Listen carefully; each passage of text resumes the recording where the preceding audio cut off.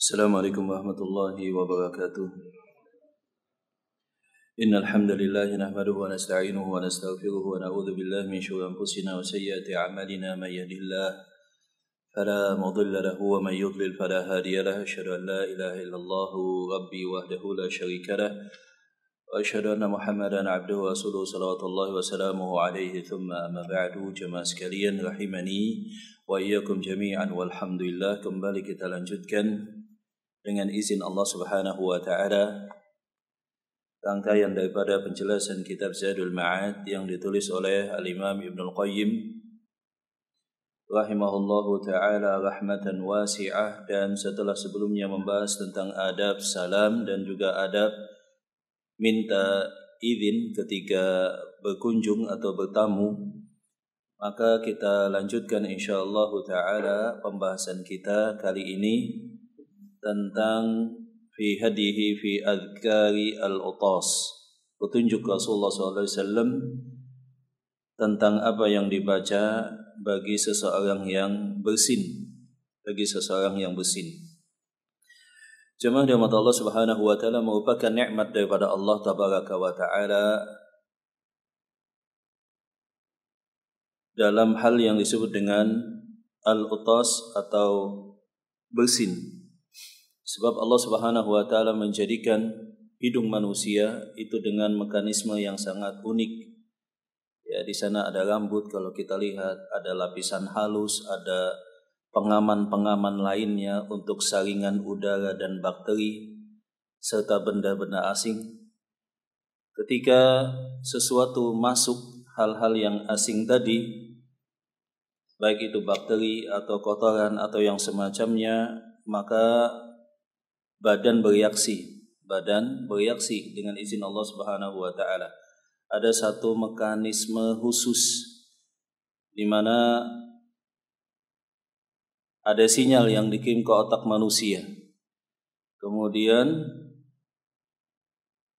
tubuh manusia mengalami kontraksi sehingga ada hembusan angin yang kencang, kemudian juga kontraksi beberapa otot yang fungsinya adalah untuk membersihkan hidung manusia daripada benda-benda asing tadi. Maka ini adalah salah satu nikmat daripada Allah Subhanahu wa taala dan ada ketentuannya, ada adabnya. Inilah salah satu keistimewaan daripada ajaran Islam, di mana ajaran Islam itu sangat detil. Ada permasalahan akidah kalau kita lihat, ada permasalahan ibadah lengkap dengan perangkat hukumnya, ada permasalahan muamalah, ada tentang adab dan etika, melingkupi semua jenis hukum, bahkan sampai hukum pidana, sampai hukum perdata, bahkan sampai pada etika dan lain semacamnya. Dan ini tidak ada di agama lain.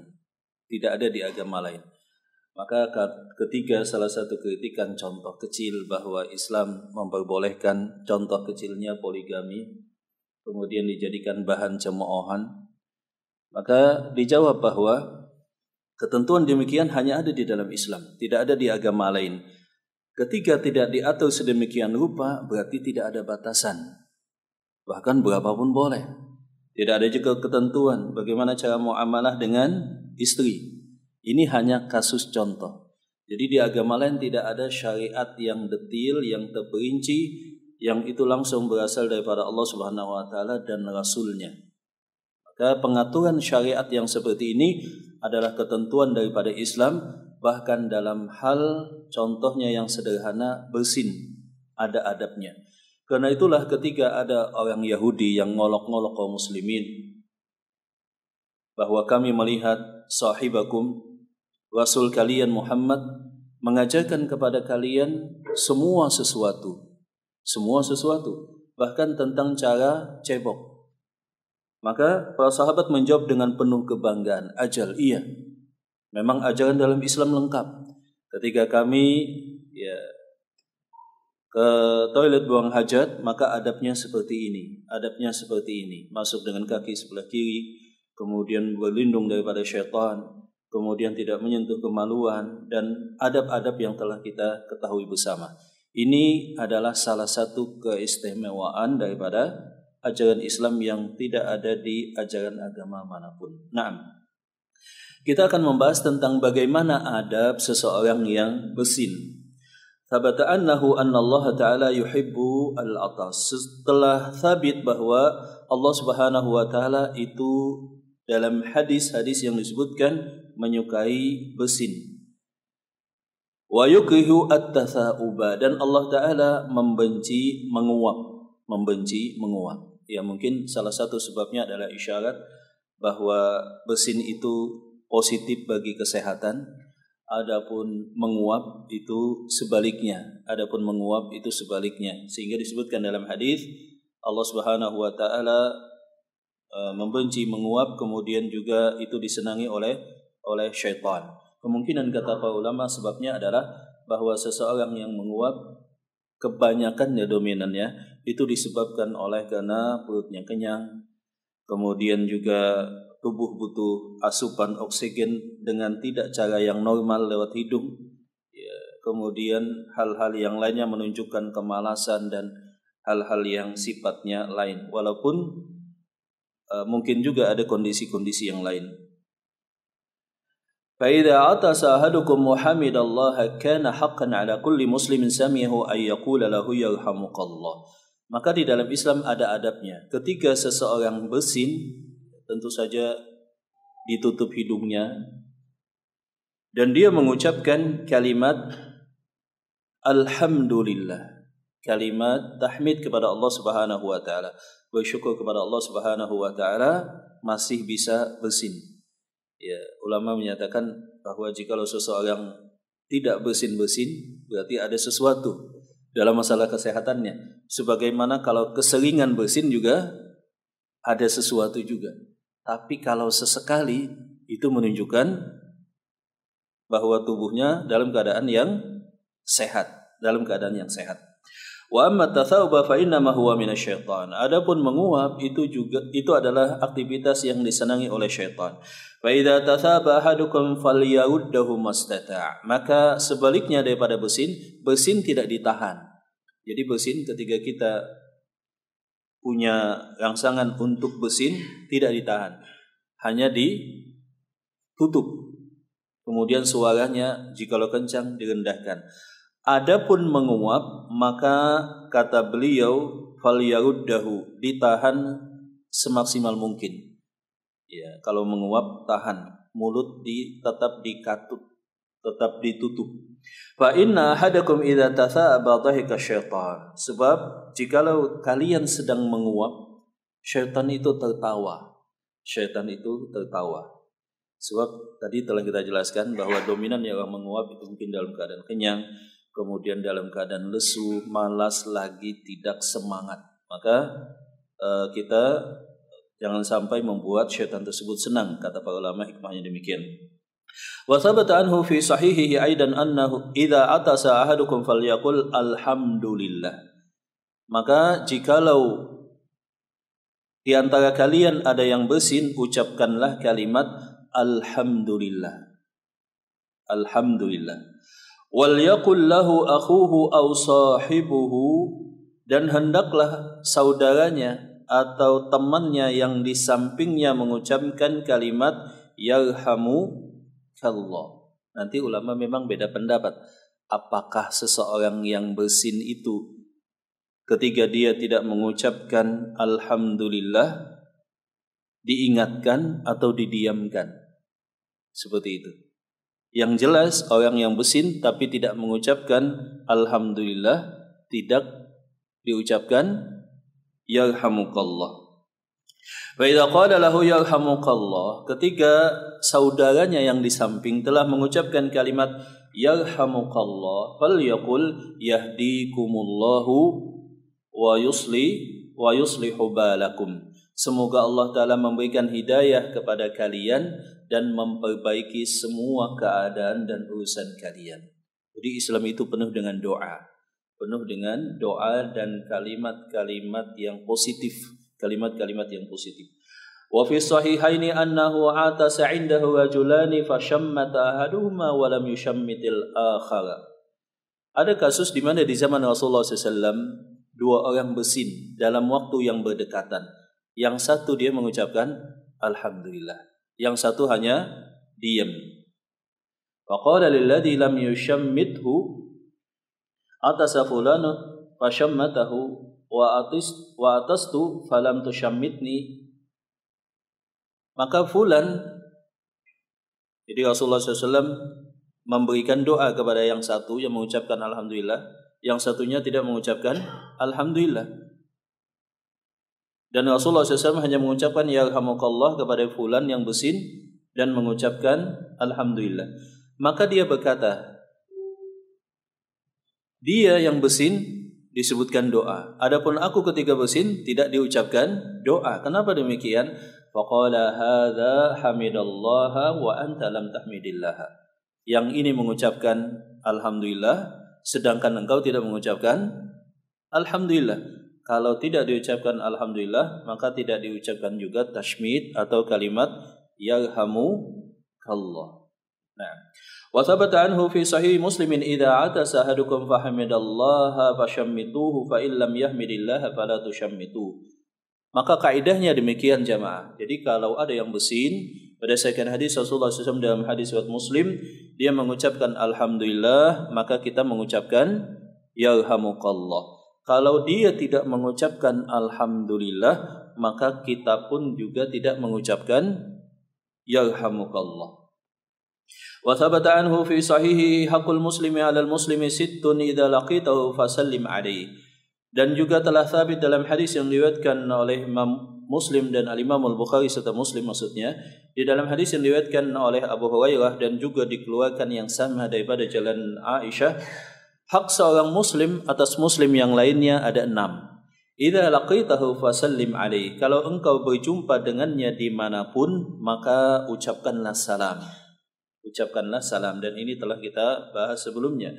Wa idza da'aka fa'ajibhu. Kalau dia mengundang engkau, maka datanglah. Baik itu undangan wajib, maksudnya seperti undangan pernikahan, ya, atau undangan-undangan yang lain yang sunnah. Wa idza stansahaka fansahlah. Ketika dia meminta nasihat, nasihatilah. Ketika saudara kita misalkan dalam satu permasalahan, dia ingin berdiskusi dan meminta solusi, ide daripada kita, maka kita berikan pandangan. Wa idza atasa fahamidallaha fashammit. Kalau dia bersin mengucapkan alhamdulillah, maka ucapkanlah kalimat tashmid. Ketika mengucapkan alhamdulillah itu disebut dengan tahmid. Ketika mengucapkan yarhamukallah disebut dengan kalimat tashmid. Kalimat tashmid. Wa idza marida fa'uduhu. Ketika dia sakit jenguklah. Wa idza mata fatbi'hu. Kalau dia wafat maka iringkanlah jenazahnya.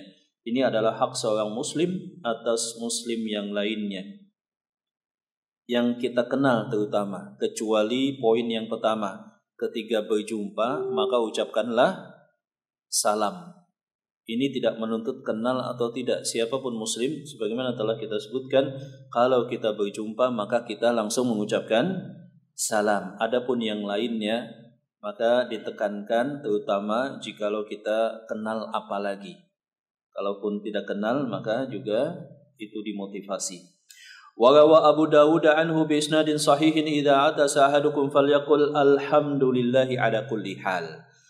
Dalam kasus yang pertama, Rasulullah SAW memberikan petunjuk ketika kita bersin mengucapkan alhamdulillah. Dan dalam hadis riwayat Abu Daud ada tambahan, boleh juga dengan redaksi yang kedua, yaitu alhamdulillahi ala kulli hal. Segala puji bagi Allah dalam semua kondisi. Boleh alhamdulillah saja, boleh juga dengan kalimat alhamdulillahi ala kulli hal. Wal yaqul akhuhu aw sahibuhu yarhamukallah. Dan seseorang yang mendengar di samping dia mengucapkan kalimat yarhamukallah dan dikatakan oleh dia pada respon berikutnya yang bersin tadi mengucapkan yahdikumullahu wa yuslihu balakum. Maka ini kita amalkan, kita ingatkan kepada keluarga kita juga, anak-anak kita untuk menjalankan adab ini. Kemudian ada kasus yang unik yang diceritakan oleh Al-Imam Ibnu Qayyim pada satu riwayat berikut, bahwa tidak boleh mengada-ada bahkan di dalam masalah bersin. Dan ini disebut dengan bid'ah. Ini disebut dengan bid'ah. Kemarin telah saya sebutkan, bahkan riwayatkan dulu Al-Imam Malik sebagai alim di kota Madinah, beliau pernah menegur seorang muadzin di kota Madinah. Kenapa muadzin tersebut ditegur oleh Imam Malik? Sebab dia sebelum azan mengucapkan kalimat-kalimat pendahuluan. Kalau di tempat kita mungkin konteksnya bacaan apa itu Pak? Yang disetel duluan itu, pakai kaset itu Pak, rekaman. Ya semacam itulah. Nah, si fulan ini muadzin, sebelum azan dia mengucapkan kalimat-kalimat motivasi dulu. Mungkin kalau kita bangun atau yang semacamnya. Didatangi oleh Imam Malik, ya fulan, fa inna Bilal, sesungguhnya Bilal muadzin Rasulullah SAW ketika datang waktu sholat langsung azan. Enggak ada kalimat pendahuluan. Besoknya si fulan tersebut, muadzin tersebut enggak azan, tapi batuk-batuk dulu, berdehem-dehem dulu. Setelah itu azan. Ditegur lagi oleh Imam Malik. Jangan demikian. Engkau kalau azan langsung saja azan. Jangan dibiasakan menambah. Maka besoknya langsung azan. Demikian juga kasus yang terjadi di hadapan Abdullah bin Umar. Di mana ada seseorang yang bersin, kemudian dia mengucapkan kalimat Alhamdulillah wassalamu ala rasulillah. Segala puji bagi Allah dan keselamatan tercurahkan atas Rasulullah. Yang salah apa Pak? Kalimat Assalamu ala Rasulillah. Faqala Ibnu Umar, maka Ibnu Umar berkata, wa ana aqul alhamdulillah wassalamu ala Rasulillah. Aku pun juga mengucapkan kalimat alhamdulillah. Aku pun juga mengucapkan salam dan salawat kepada Rasulullah SAW.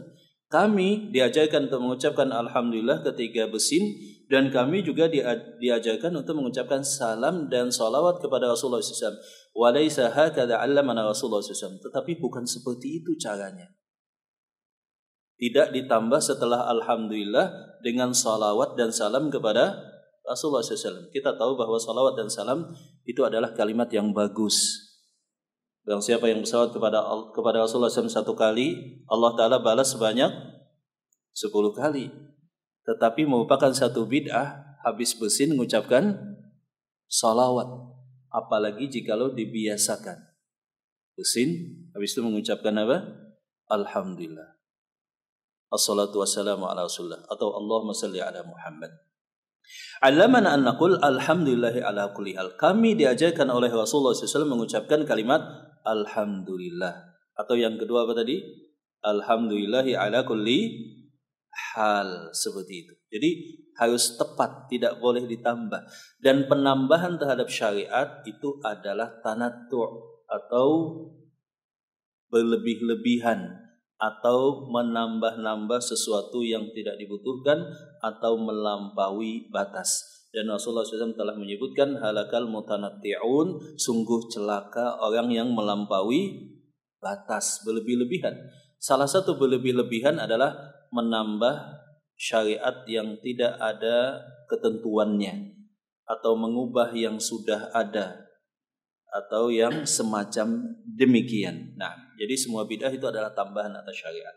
Wa dzaka Malikun an Nafi'in an Ibnu Umar idza atasa faqila lahu yarhamukallah fayaqulu yarhamunallahu wa iyyakum yaghfir lana wa lakum. Dan diriwayatkan daripada Malik, daripada Nafi', daripada Abdullah bin Umar. Ini disebut dengan sanad emas. Jadi ketika ada satu hadis diriwayatkan oleh Imam Malik daripada Maula Ibnu Umar, daripada sahabat Umar bin Ibnu Umar sampai kepada Rasulullah, itu disebut dengan sanad emas.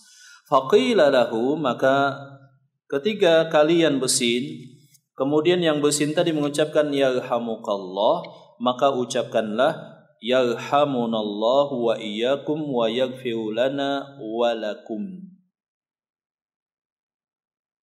Ya. Yarhamunallahu wa iyyakum yaghfir lana wa lakum. Kalau tadi kan kalimat tambahannya dari orang yang bersin setelah ditashmid, setelah diucapkan yarhamukallah, Maka jawabannya adalah yahdikumullahu wa yuslihu balakum. Nah, pada bacaan yang kedua boleh kita mengucapkan kalimat yang berbeda, yarhamunallahu wa iyyakum yaghfir lana wa lakum. Yaghfir lana wa lakum. Semoga Allah Ta'ala merahmati kita dan kalian dan mengampuni dosa kita dan juga dosa kalian. Berarti cara menjawabnya ada dua, dan demikian juga jawaban yang ketiga, jawaban yang berikutnya maksudnya itu juga ada dua redaksi. Wa dhahirul hadithi al-mabdu'i bihi anna tashmita fardu ainin ala kulli man sami'a al-'atisa yahmadullaha. Dan zahir hadis ini jemaah rahmat Allah Subhanahu wa taala bahwa melakukan tashmid, melakukan kalimat yarhamukallah atas seseorang yang mengucapkan alhamdulillah setelah bersin itu merupakan kewajiban dan hukumnya adalah wajib. Wala yujiu tashmidul wahidi minhum anhum wa hadza ahadu qaulail ulama. Para ulama beda pendapat, apakah ketika ada yang bersin semuanya wajib mengucapkan yarhamukallah, ataukah ketika ada yang bersin dan banyak di sekitarnya yang mendengar cukup salah satunya? Ini perbedaan di kalangan para ulama. Ada yang menyatakan semuanya mengucapkan yarhamukallah. Ada juga menyatakan cukup satu di antara kumpulan tadi yang mengucapkan yarhamukallah. Nah, dan yang lebih hati-hati adalah semuanya mengucapkan yarhamukallah.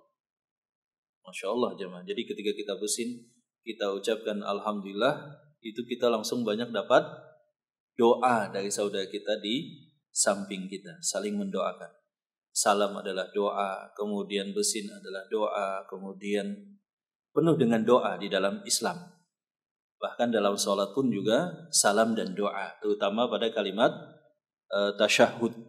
Tasyahud itu kan salam kepada Allah, tahiyatulillah, kemudian apa? Salam kepada Rasulullah SAW, kemudian salam kepada siapa? Semua kaum muslimin, semua kaum muslimin. Wa qad rawa Abu Dawud anna rajulan atasa 'inda Nabi sallallahu alaihi wasallam faqala assalamu alaikum faqala Rasulullah sallallahu alaihi wasallam wa ala ummik. Dan telah diriwayatkan bahwa ada seorang laki-laki yang bersin di samping Rasulullah SAW, kemudian dia mengucapkan assalamualaikum. Kalimat assalamualaikum. Assalamualaikum itu diucapkan ketika saat apa Pak? Saat berjumpa, bertemu. Tapi sahabat ini mengucapkan salam kepada Rasulullah saat ketiga setelah bersin. Maka Rasulullah SAW menyatakan wa alaikassalam wa ala ummik. Alaikassalam. Beliau ketika diucapkan salam, beliau menjawab wa ala ummik, dan juga kepada ibu engkau. Maksudnya adalah sindiran halus bahwa tidak sepatutnya ketika setelah bersin mengucapkan kalimat assalamu ala rasulillah. Yang lebih tepat adalah mengucapkan kalimat hamdallah atau alhamdulillah. Alhamdulillah. Nah, selanjutnya jemaah rahmat Allah Subhanahu wa taala, beliau menyatakan pada kalimat berikutnya, kita sedikit lompat. Walamma kana al-'atisu qad hasala lahu bil 'atasi ni'matun wa manfaatun bi khuruji al-abkharatil munkhaniqatu fi dimagi. Jadi aktivitas bersin itu adalah hal yang positif bagi kesehatan, dan itu merupakan nikmat Allah Subhanahu wa taala, di mana dia mengeluarkan benda-benda asing, kemudian juga kesehatan yang lain yang berhubungan dengan otaknya. Jadi ketika seseorang bersin berarti sinyal otak itu juga bagus. Lau baqiyat fihi ahdathat fihi adwa'an usratan. Kalau dia tidak bersin-bersin, itu menunjukkan ada masalah serius dalam kesehatannya. Ketika dia bersin, maka itu menunjukkan dia sehat. Makanya kalau kita lihat bersin ini unik juga jemaah. Melibatkan kontraksi otot juga seperti itu. Maka dia bertahmid kepada Allah Subhanahu wa taala. Bertahmid kepada Allah Subhanahu wa taala, dan kalau kita lihat badan itu bergoncang, mengalami kontraksi, kemudian mengeluarkan benda asing yang ada di dalam hidungnya, demikian juga udara yang seharusnya berlebih yang ada di dalam jaringan otaknya, kata Al-Imam Ibnu Qayyim, dan itu perumpamaan seperti terjadinya gempa bumi, kazalzalatil ard, seperti gempa bumi. Ya, bumi pun juga untuk menstabilkan terjadilah mekanisme otomatis dengan izin Allah, yaitu terjadinya gempa. Kalau terjadi gempa berarti sedang ada mekanisme otomatis penstabilan di bumi tersebut. Demikian juga badan. Ketika tiba-tiba bersin, kontraksi, itu kan badannya ya seperti itu. Nah, itu perumpamannya seperti bumi. Ada mekanisme otomatis khusus dalam sistem tubuh manusia. Seperti mekanisme otomatis tersebut juga terjadi pada bumi. Jadi bumi itu ketika gempa, berarti dia memperbaiki sesuatu supaya tetap stabil. Makanya di akhir zaman itu salah satu tandanya adalah makin banyak terjadi gempa bumi. Mungkin bumi sudah tidak stabil lagi. Walihada yuqalu syammatahu bisyin wassin. Dengan demikian maka disebut dengan tashmid, kalimat yarhamukallah tadi bisa dengan shin tashmid, bisa juga dengan sin tasmid biasa. Faqilahuma bimakna wahid, itu maknanya sama. Maknanya sama. Dan kalimat tashmid itu maksudnya adalah doaun lahu bi ayyasifallahu anhu ma yushammitu bihi a'da.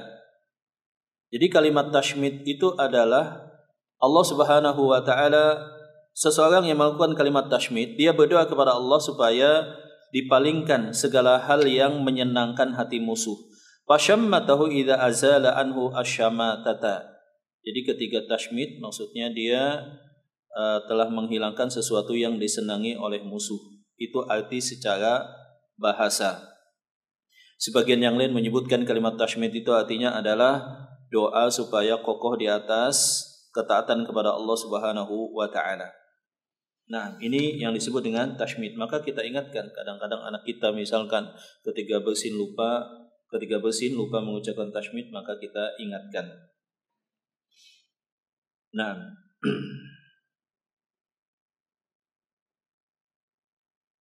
selanjutnya jemaah dirahmati Allah Subhanahu wa taala, kita langsung pada pasal selanjutnya. Wa kana min hadihi fil utasi ma dzakara Abu Dawud dan Abi Hurairah kana Rasulullah SAW idza atasa wada'a yadahu aw thawbahu ala fi. Dan disebutkan dalam hadis riwayat Abu Hurairah bahwa Rasulullah SAW ketika bersin maka beliau meletakkan tangannya atau pakaian atau sesuatu di hidung beliau. Wa khafada aw ghadda biha sautah, dan beliau memelankan suaranya. Ketika menguap tadi ditahan sama sekali, kalau bisa jangan menguap. Kalaupun tidak bisa dikendalikan maka ya ditutup, dan kalau bersin dibiarkan begitu. Tetapi kalau sempat maka selayaknya adabnya adalah ditutup juga. Sebab kan tadi mengeluarkan benda asing, dan salah satu benda asing mungkin adalah bakteri. Maka jikalau kita bisa, tentu saja kita tutup sebagaimana yang dilakukan oleh Rasulullah SAW. Nah, wa yudhkaru anhu inna tatha'uba al-rafi'a wal 'atsata syadidatan minasyaitan. Disebutkan juga dalam riwayat yang lain, jikalau seseorang bersinnya dilepaskan sekencang-kencangnya, demikian juga atau menguap dengan suara yang kedengan oleh orang lain, maka yang demikian disenangi oleh syaitan. Wa yudhkaru anhu innallaha yukrihu rab'a sauti bitatha'uba wal atas. Maka yang demikian tidak disunnahkan. Maksudnya hendaklah dia dipelankan. Kemudian jemaah dirahmati Allah Subhanahu wa taala, beliau melanjutkan, bagaimana jikalau kejadian bersin ini berkali-kali? Kadang-kadang kan kita menemukan seseorang yang mungkin sedang tidak sehat, kemudian bersinnya sampai berkali-kali. Menjadi khilaf di kalangan para ulama, apakah kita mengucapkan kalimat yarhamukallah itu satu kali saja, ataukah sampai beberapa kali? Sebab kan bagi seseorang yang flu mungkin dia bersinnya banyak. Apalagi misalkan dia dicoba dengan ujian penyakit, contoh sinusitis atau lainnya, maka di pagi hari biasanya mungkin saja dia banyak bersin. Jadi kalau sangat jarang bersin ada bahaya pada kesehatan. Kalau keseringan juga bahaya juga. Nah, kita ketika mendengar yang di samping kita bersin beberapa kali, itu para ulama beda pendapat. Ada yang menyatakan menjawabnya hanya 1 kali. Ada yang menyatakan menjawabnya sampai 3 kali. Habis itu diabaikan. Dan tidak dijawab lagi. Wa sahha anhu annahu atasa 'indahu rajulun faqala lahu yarhamukallah. Summa atasa ukhra faqala ar-rajulu maskum. Hadza lafzu Muslim. Di dalam hadis riwayat Muslim yang sahih, Rasulullah SAW hanya menjawab 1 kali terhadap orang yang sama. Diceritakan bahwa ada seorang laki-laki yang bersin, kemudian dia mengucapkan yarhamukallah, kemudian dia diucapkan oleh Rasulullah SAW tadi alhamdulillah yarhamukallah, kemudian dia bersin yang kedua kali, maka Rasulullah SAW menyatakan si fulan ini maskum, dia sedang flu. Maksudnya adalah tidak disyaratkan untuk mengucapkan tashmid yang kedua ini dalam hadis yang diriwayatkan oleh Imam Muslim. Wa hadza lafzu Muslim annahu qalahu fil marrah tsaniyah wa amma Tirmidzi faqala fihi an Salamata atasa rajulun inda Rasulullah sallallahu wa ana syahid faqala Rasulullah sallallahu yarhamukallah. Adapun di dalam hadis yang diriwayatkan oleh Imam Tirmidzi pada kasus yang berbeda tapi sama bersin si fulan, dia mengucapkan yarhamukallah. Dia mengucapkan alhamdulillah, Rasulullah SAW mengucapkan yarhamukallah. Bersin lagi, dia mengucapkan tahmid lagi. Rasulullah SAW kembali menjawab dengan doa. Bersin lagi yang ketiga dijawab oleh Rasulullah SAW. Pas yang keempat Rasulullah SAW menyatakan abaikan. Ini saudara kita sedang flu. Ya, kan nggak berhenti-henti jamaah ya. Bersin lagi, ya kan seperti itu. Dan kalau bersin ini kita jadi ingat masa-masa COVID zaman dulu jamaah ya. Kalau ada yang bersin 1, Masya Allah, kita merasa waduh bahaya. Alhamdulillah sudah lewat masanya gitu jamaah ya. Masya Allah kalau kita ingat-ingat masa COVID itu, subhanallah. Waqad rawa Abu Dawud an Sa'id bin Abi Sa'id an Abi Hurairah mauqufan an alaihi syammit akhaka thalathan famazada fahuwa zukamun. Jawablah dengan doa saudara engkau yang bersin sebanyak 3 kali. Jikalau lebih, maka itu menunjukkan saudara engkau sedang tidak sehat, sedang sakit. Baik itu flu biasanya atau sakit yang lainnya. Pada riwayat yang diriwayatkan daripada Sa'id, dia berkata bahwa hadis ini marfu dengan maknanya. Ya, marfu dengan maknanya. Kemudian di dalam hadis yang lain yang juga diriwayatkan oleh Abu Daud daripada Ubaid bin Rifa'ah, Rasulullah SAW menyatakan, "Tushammitul 'atisa thalathan fa idza syi'ta fashammithu wa in syi'ta fakuffa."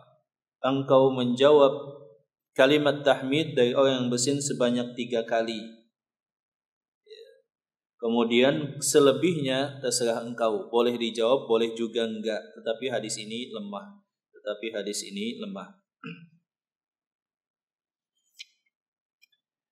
Dengan demikian jemaah rahmat Allah Subhanahu wa taala, maka yang wajib adalah 1 kali. Kemudian kedua dan ketiga itu hukumnya adalah sunnah. Sebagian ulama menambahkan demikian. Adapun yang keempat maka tidak disyariatkan untuk ditashmid lagi, untuk diucapkan doa. Fa idza qila fa idza kana alladhi bihi zukamun fa huwa aula ayud'a lahu mimman la illata bih. Lalu bagaimana kita menjawab kata Imam Ibnu Qayyim bahwa kalau bersin berkali-kali berarti kan saudara kita sedang sakit. Kalau sedang sakit berarti butuh lebih banyak doa, bukannya diabaikan. Bagaimana kalau ada yang berpendapat demikian? Qila lahu, maka kata Imam Ibnu Qayyim, menurut pendapatku, yud'a lahu kama yud'a lil marid wa man bihi da'un wa waja'un. Maka dia diucapkan dengan doa seperti orang yang sedang sakit. Maksud Imam Ibnu Qayyim adalah bersin 1 kali, dia mengucapkan alhamdulillah, kita mengucapkan yarhamukallah. Kedua kali demikian lagi. Ketiga kali demikian lagi. Pas keempat apa yang kita ucapkan? Syafaqallah. Apa yang kita ucapkan tadi? Syafaqallah, la ba'sa, tahun insyaallah. Semoga engkau sembuh. Ya, semoga menjadi pensuci atas dosa engkau. Jadi kalau ada yang misalkan dia berpendapat, kenapa hanya 3 kali? Kan kalau 4 kali berarti sedang sakit. Maka berapapun dia bersin, kita tetap menjawab bersinnya. Kata Imam Nuqayyim, yang lebih tepat adalah kalau ke-4 kali bukan yarhamukallah, tapi syafaqallah. Dia sedang sakit. Ya, dia sedang sakit. Nah, kemudian ar-rajulu mazkum tanbihun 'ala ad-du'a lahu bil 'afiyah li'anna az-zukama ta'illatun wa fihi i'tidarun man taka tashmitahu ba'da salah. Jadi ketika Rasulullah SAW menyatakan sesungguhnya saudara kita ini sedang flu, itu adalah isyarat bahwa supaya sahabat tidak menjawab lagi dengan kalimat yarhamukallah, tetapi dengan kalimat syafaqallah atau kalimat yang semacam demikian. Semacam demikian.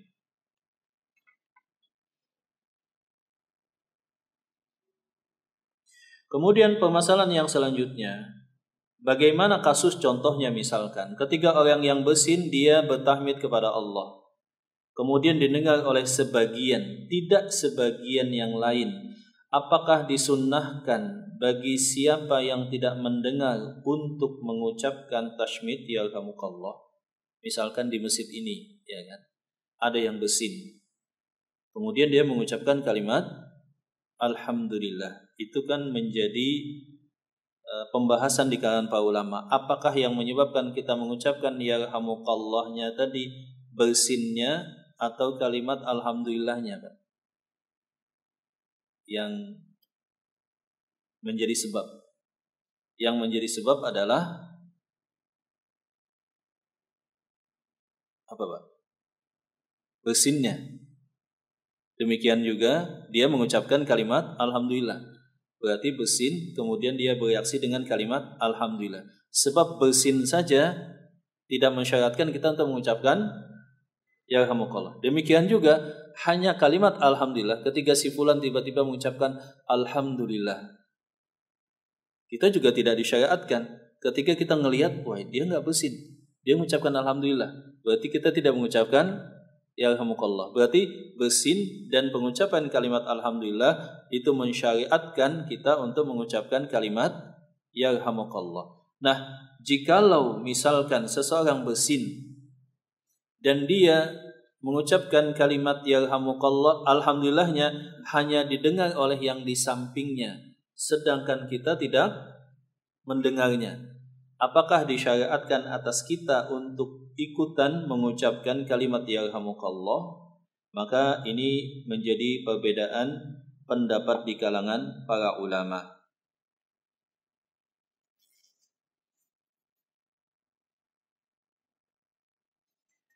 Yang lebih kuat adalah annahu yushammitu idza tahaqqaqa annahu hamidallah. Maka disyaratkan juga atas yang lain ketika bisa dipastikan bahwa dia memang bersin dan dia mengucapkan kalimat alhamdulillah walaupun tidak kedengaran.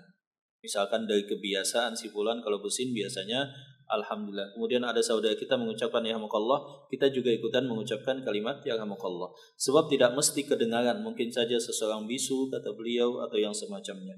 Kemudian kasus yang kedua, apakah ketika seseorang bersin kemudian diam tidak mengucapkan kalimat alhamdulillah, apakah disyariatkan atas kita untuk mengingatkan, wahai fulan, ucapkan kalimat alhamdulillah, ataukah kita diam? Ini juga menjadi perbedaan di kalangan para ulama. Sebagian para ulama menyatakan diingatkan sebab itu sebagai bentuk pengajaran. Sebagian para ulama yang lain menyatakan Rasulullah SAW diam. Rasulullah SAW diam. Maka yang lebih tepat insyaAllah dalam kasus pengajaran, contohnya adalah kepada orang yang baru masuk Islam, seseorang yang jahil, atau seseorang yang masih kecil, anak kecil misalkan, ketika bersin dia tidak mengucapkan kalimat yarhamukallah, kita ingatkan, kita nasihati, kasih masukan. Tapi terhadap seseorang yang kita sangka dia sudah tahu hukumnya dan adabnya, dia bersin, dia nggak mengucapkan kalimat alhamdulillah, maka tidak perlu kita ingatkan. Itu sebagai bentuk sekaligus hukuman kepada dia. Maksudnya kalau mau dapat doa yarhamukallah, ucapkan dulu alhamdulillah. Seperti itu. Jadi kalau ada misalkan sudah tahu hukumnya, sudah ngaji bersin tidak mengucapkan alhamdulillah, maka kita abaikan. Kita juga tidak mengucapkan yarhamukallah. Demikian jemaah. Baik jamaah, mungkin sampai di sini ada pertanyaan tentang adab menguap dan bersin ini. Ya, silakan. Ya.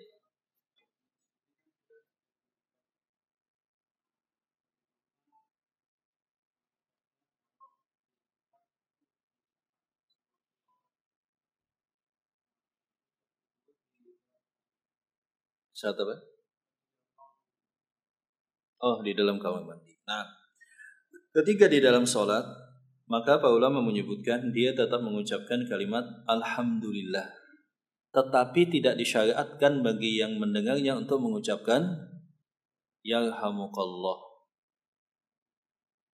Kemudian tidak disyariatkan apalagi bersambung sampai yahdikumullah wa yuslihu balakum.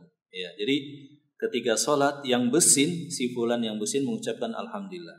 Kemudian fokus pada sholatnya.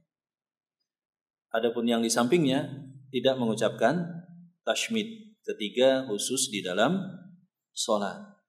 Demikian juga ketika berada di dalam toilet. Di dalam toilet itu kan tidak boleh mengucapkan salah satu atau asma Allah Subhanahu wa taala atau ayat suci Al-Qur'an. Maka dia tidak mengucapkan yang demikian. Sebagian para ulama menyebutkan berdasarkan Abu Ayyub Al-Ansari ketika beliau merasa bersalah ketika menaklukkan kota Syam, kemudian toilet di sana, kakus di sana itu menghadap kiblat, mau nggak mau dipakai juga untuk buang hajat, maka kata Abu Ayyub Al-Ansari, kami posisinya nyerong di dalam saat buang hajat dan kami beristighfar di dalam hati. Jadi tidak disyaratkan memang mengucapkan kalimat alhamdulillah saat bersin di dalam toilet. Tapi ketika dia mau mengucapkan dalam hati, maksudnya sebagai ganti dan kehati-hatian, maka itu juga bagus begitu ya. Nah, ada yang lain silakan. Tadi baik. Oh, sudah dijawab ya. Dan ini pernah kejadian di zaman Rasulullah SAW. Ada seorang fulan, dia bersin, dia mengucapkan alhamdulillah. Sebelahnya mengucapkan yarhamukallah. Kemudian dia jawab lagi yahdikumullah wasli walakum. Maka para sahabat semua ngelihat dia. Kemudian dia timpali, ngapain lihat-lihat gitu ya. Ngapain lihat-lihat? Maka sesudah sholat Rasulullah SAW memberikan nasihat bahwa sesungguhnya sholat itu adalah doa, adalah zikir dan fokus kepada Allah Subhanahu Wa Taala.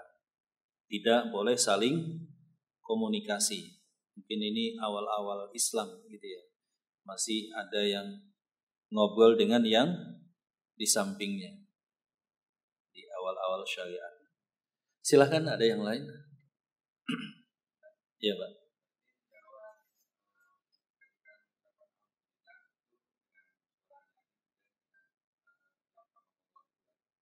Betul.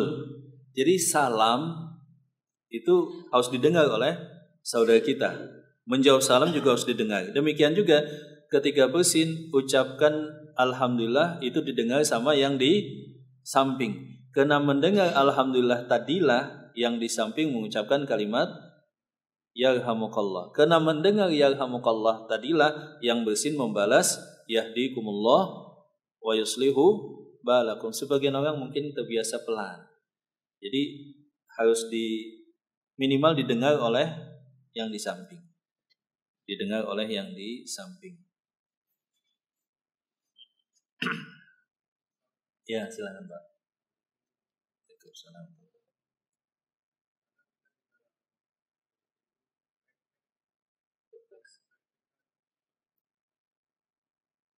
Ya, sama ini kasusnya seperti sahabat tadi. Dia refleks pas bersin, Assalamualaikum ya Rasulullah.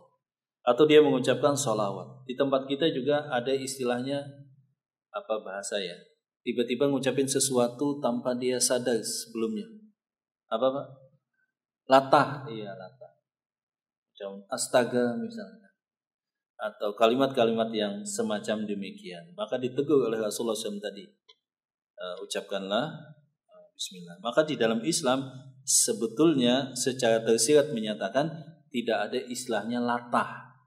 Latah menunjukkan seseorang jarang berzikir kepada Allah.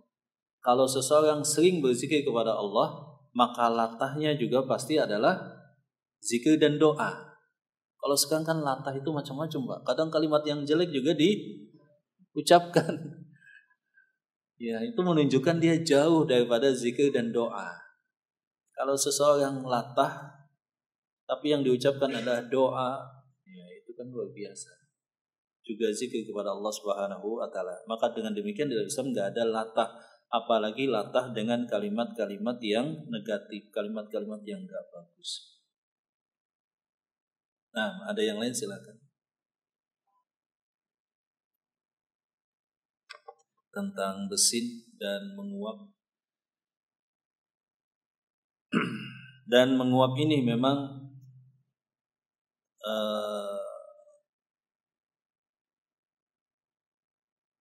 sebagaimana kita ketahui tadi menunjukkan kantuk, malas, kemudian atau dia kekenyangan. Tapi tidak mesti demikian. Itu secara umum. Sebab para sahabat ketika di pagi hari, sebagian mereka karena semalaman tahajud, muka mereka menguning dan terkadang mereka kaku di mulutnya karena saking menahan nguap, gitu ya, menahan menguap.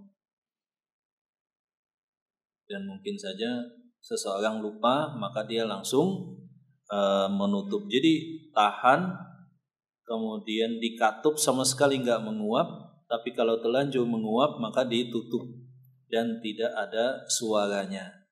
Walaupun kadang-kadang kita kelupaan, maka kita biasakan lagi.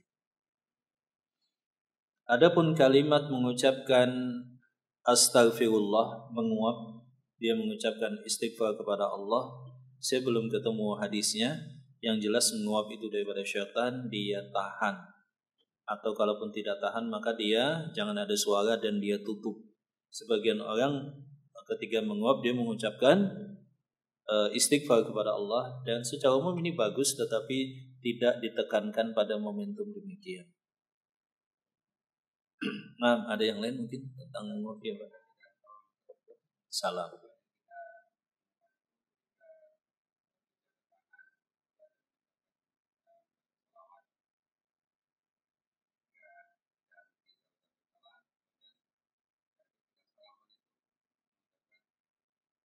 Salawat. Tidak ada Pak. Tidak ada dalil mengucapkan salawat.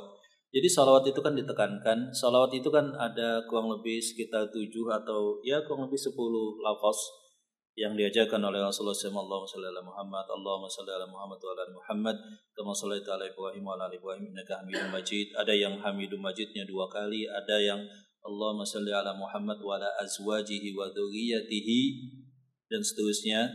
Ada juga Allahumma shalli ala Muhammad abdika wa rasulika. Dan seseorang wajib bersalawat dengan salawat yang diajarkan oleh Rasulullah SAW. Nah, momentumnya juga demikian. Biasanya kan ketika tasyahud itu wajib dan menjadi rukun di dalam menjadi penekanan maksudnya di dalam salat. Kemudian ketika doa setelah azan, ya. Kemudian ketika di majlis kita duduk ngobrol sama teman, itu disunnahkan di majlis tadi ada salawat yang diucapkan. Mungkin itu maksudnya. Adapun ketemu kemudian salaman sambil mengucapkan salawat, dianggap yang demikian sebagai tuntunan dan ketentuan, ini tidak ada Pak. Jadi mengucapin salaman itu kan berjatuhan, berguguran dosa. Dan itu banyak punya keutamaan. Apakah ketika ketemu pelukan itu disunahkan ketika datang dari safar misalkan, atau lama nggak ketemu, maka pelukan sesekali, walaupun laki-laki dengan laki-laki, tak masalah. Kalau jarang ketemu, lama nggak ketemu, yang demikian disunahkan. Seperti itu. Baik, sampai di sini mungkin. Semoga bermanfaat pembahasan kita tentang pembahasan menguap dan bersin. Semoga bermanfaat. Subhanakallahumma wa bihamdika asyhadu an la ilaha illa anta astaghfiruka wa atubu ilaik wa akhu da'wana alhamdulillahi rabbil alamin. Assalamualaikum warahmatullahi wabarakatuh.